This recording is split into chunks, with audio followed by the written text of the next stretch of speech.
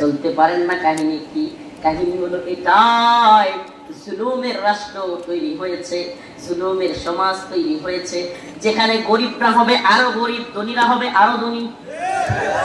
যেখানে গরিবরা হবে, কথা কয় না, গরিবরা যার 20 কাঠা জমি আছে খালি জমি জমি করবে, জমি লাগাবে আর ধান চাষ করবে, সে ধান ফসল ফলাবে, কিন্তু কয়েকদিন পরে দেখবো 20 কাঠার মধ্যে 10 কাঠাই নাই। 5-6 বছর এভাবে করে যাইতে যাইতে দেখবো কি আমার জমি খালি কমতেছে, আমি তো জোয়াও খেলি না, মদও খাই না, কিন্তু জমি কমে খেয়া কমে তো কারণ সিস্টেমের সমস্যা। আজকে সিস্টেমের ওয়াজ করতে আসছি। ইসলামী শরিয়া কেন লাগবে? কোরআনী শাসন কেন লাগবে? খিলাফা কেন লাগবে? কোরআন সুন্নাহ কেন লাগবে? আরে কোরআন সুন্নাহ অনুযায়ী রাষ্ট্র ব্যবস্থা তৈরি হলে কোনো বাটপার, কোনো মদখোর, কোনো জিনাখোর, কোনো ব্যভিচারী, কোনো দুর্নীতিবাজ, লাফাঙ্গা নেতা হতে পারবে না।